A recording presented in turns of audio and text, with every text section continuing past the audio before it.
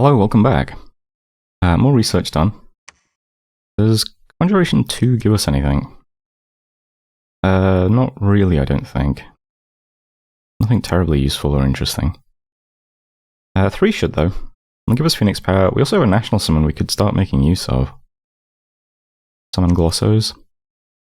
These are Sacred Pigs, I think. Might be cool. Would be nice to find some Death Gem income before using it a lot, though. But it's there. I could do it a few times in one of our border forts. There's something else in it. 139 research per month, not too bad. And battle in Toledo. So good to see our beautiful army in action. Oh, look at that. Nice solid line of giants. So if Katiz was... look at all those clouds. If Katiz was expecting this attack, he didn't move anything here or dump any PD here. So not a lot to see, but, you know. Some of the archers are getting flaming arrowed, which is nice.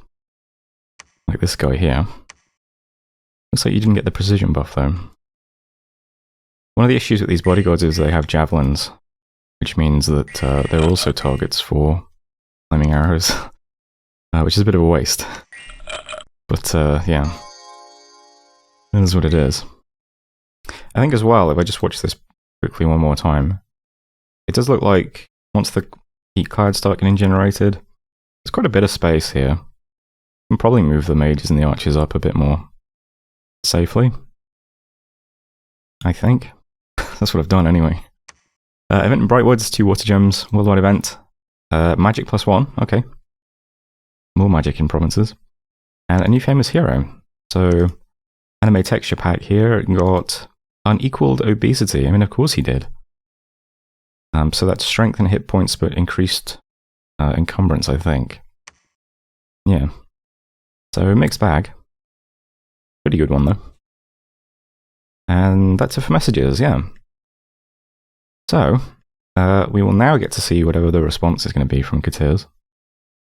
Leto, incidentally, nice province. 14,000 people live here. It's got a Lake of Mist for a water gem. Nice one. Big stack, just going to press on now to Grainport.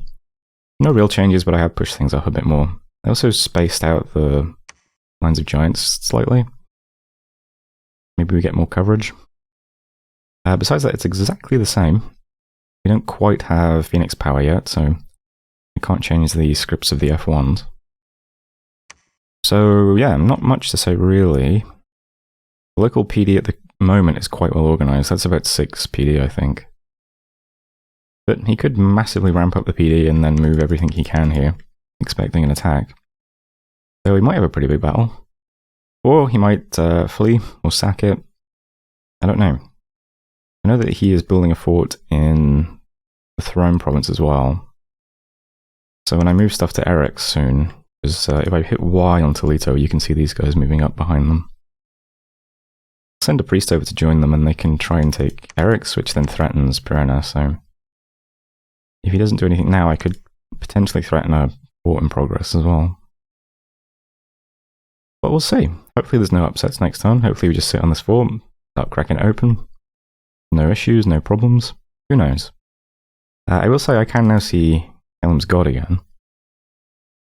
I believe this was an independent underwater province last turn. So his positioning could mean nothing, you know? He could just be picking up random underwater provinces with his god. Or he could be marching through the water to attack us. I don't know. We'll also find that out next turn, I suppose.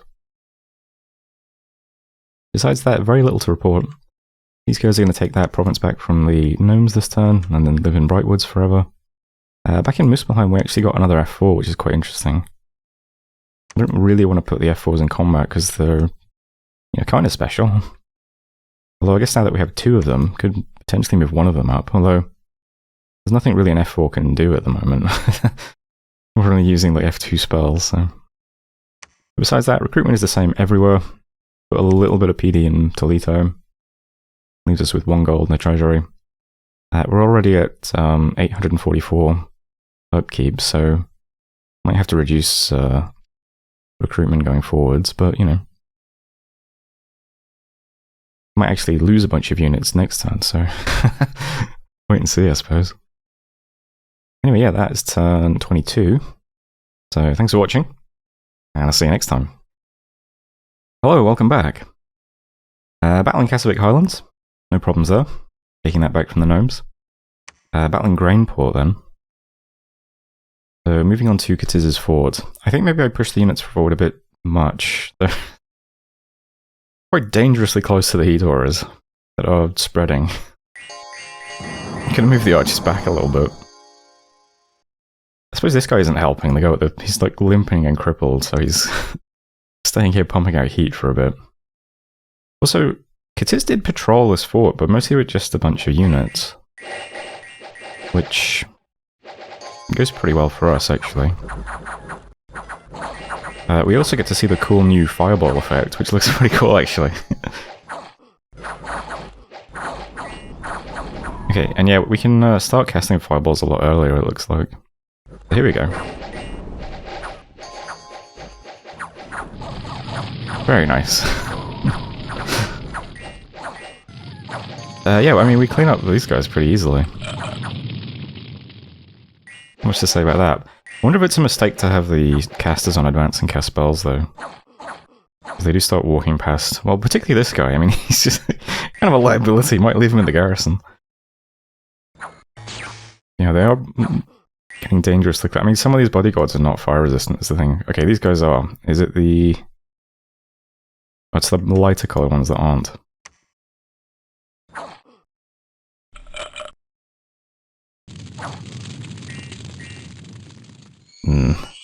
It is nice having them on advance and cast spells, though, so that they get in range to actually do stuff if they're out of range to do stuff.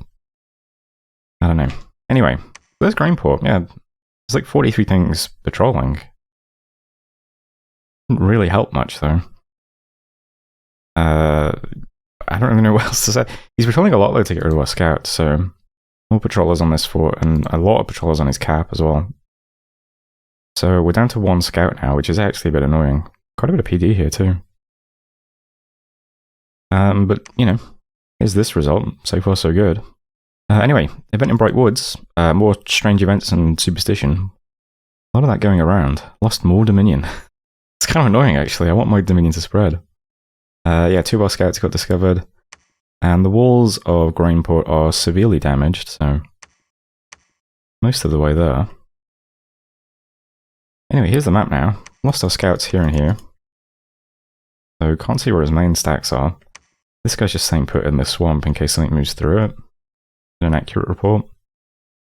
I'm going to attack Eric's here with yeah, the backup units that are on the way, plus a random priest, so... Sending out Anime Texture Pack with his unequal obesity. He can sit right in the front, bless those guys, and chase them blessing. Pretty small group, but unless this is defended, we shouldn't have too many problems. And if it gets lightly defended, I mean, they can probably deal with it quite well as well. Meanwhile, everything on Grainport is just sieging. I move the units from my prophet to these guys, so that my prophet can preach. Since if you are preaching, you are not sieging, and if you're not sieging, then neither are any of your units, so... give all the units to these guys. Try and spread some Dominion here. His Dominion is actually quite low, it's 1 dot candle in Grainport. So I think we can put some of our own Dominion here pretty quickly. That might be nice. I think this cracks open next turn, so we can storm it next turn. Again though, just have to see what his response is. But hopefully next turn, this is open. You get an easy attack or not attacked at all. And we take this pretty easily as well. You can see the Palisades in Perona is finished now, so... You can also see that, yeah, Kalem's God took the storms and then went away, so don't have to worry about that anymore either. These guys who took back Kasavik Highlands for us, though, can go and live in Bright Woods now, so... it puts a little bit of something on the map. And we're also currently maintaining full recruitment, which is surprising. But I'm not going to complain. Still getting a few random units here as well, and some here as well, plus the mages, plus the archers, plus cap recruitment. So yeah, we're doing fine still on recruitment. But yeah, our outgoing is getting pretty high, which isn't surprising. But besides that, I think that's it for this turn. Nothing else really to report. We are going to get Conjuration 3 next turn. you notice that we are just about making it. We're making 58 research and it takes 57. It's because I set a bunch of mages to do some basic site searching, so... we're site searching Durland for A2 plus these little paths. Brightwoods for F2 plus these little paths. Borden Weald with these mages. And Range of Light with this one mage. So, doing the maximum searching that we can currently in our forts still leaves us with exactly enough research to get Phoenix power next turn, which is nice. I will also say the script in this army has now changed slightly. These guys are back one more square. And, yeah, I've taken one of the buffs out of most of the scripts. So most of the mages now just do Earth Shield, Ignite Arrows, and then do 3 Fireballs. See how that goes. But that is it currently for turn 23. So, thanks for watching. Hope you're enjoying it. And I'll see you next time. Hello, welcome back. We got some conjuration done. So our guys can now all do Phoenix power. We can just slot that in every script. But particularly the F1s need that to get to F2. Why they've got gems with them. We can also do what? Some Glossos might use. That's probably it at the moment. But, you know, we do some lesser fire at least too, I suppose. Anyway, let's stick to evocation for now. We'll get Falling Fires. Let's lean into the evocations for a bit. 135 research, not bad. Did a lot of site searching, like I said. I actually found a ton of sites as well, I'm surprised. MVP is the Jade Sork, who just has Water 1, Nature 1, found 3 magic sites. And one of them is really good as well. So we got Flowering Forest, Woolfolk, Overgrown Lake. One of those lets you recruit a commander as well, who's a native in too. So, really nice. This is a 4 rec point commander, so it's going to take quite a while to recruit that from Palisades, but nice to have an N2. Also, 150 supply and a nature gem, not bad. What else we got? Overgrown Lake, 1 nature, 1 water, Flowering Forest, and Woolfolk, 1 nature. Pretty good. What else we got? Range of Light, Tar Pit, and there's a fire gem. Anything else? Oh, that's interesting. When multiple mages search one province, it gets condensed into one message now. That's nice. I didn't know that. Oh, this one as well, Thunder Oaks, that's an gem too. Yeah, lots of sites this turn. Pretty good. Also moved into Eric's, no problems though. It's just some PD. So I guess I'll just fly through the battle. Why not? See this little squad doing work. Walking over some heavy cav. Cool. Alright then.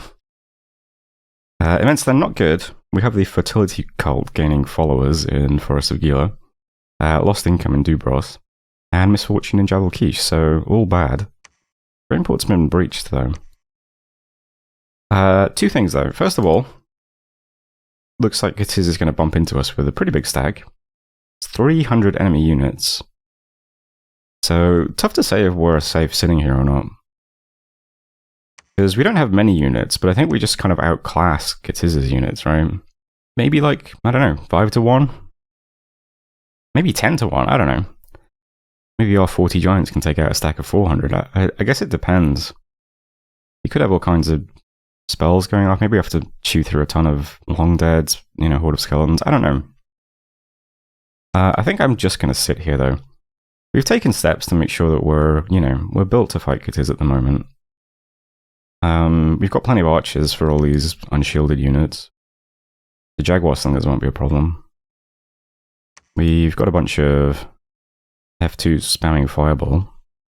You can see the now probably final script is a buff, and then Phoenix Power, and then one of the Archer buffs, and then Fireballs. It's probably fine. So I think I'm just going to sit here, and when I say sit here, I mean literally sit here. I'm not going to storm the fort, even though it's open. Just in case, you know, there's a huge upset. I can't see his god in this stack, but it's possible he could move the god straight from Gatiz to Grainport, so I don't think he can get these units straight to Grainport, though, because we took this. I could be wrong, though. Maybe he moves easily through a swamp. But I don't think these units move very far anyway, do they? I don't know. We're just going to sit here, though. I won't storm just in case things go kind of wrong, and we just have, like, I don't know, something's rout, and, you know, it's just a small force, and turns out there's actually stuff in the fort, and, you know, it's just a bad storm. So we'll just stay sieging. The other thing I wanted to point out is, originally I was preaching here just to get rid of some Dominion. Mostly just, you know, to help our prophet and weaken his god if he uses his god. Now, at the time, it was winter, and this was only like Heat 1 anyway, so I didn't think it mattered. But somehow, in the course of one turn, we've gone from winter to spring. And this province is Heat 4. I think it might have been Heat 3 last turn, actually. Maybe it was like only Heat 1 the first turn I looked.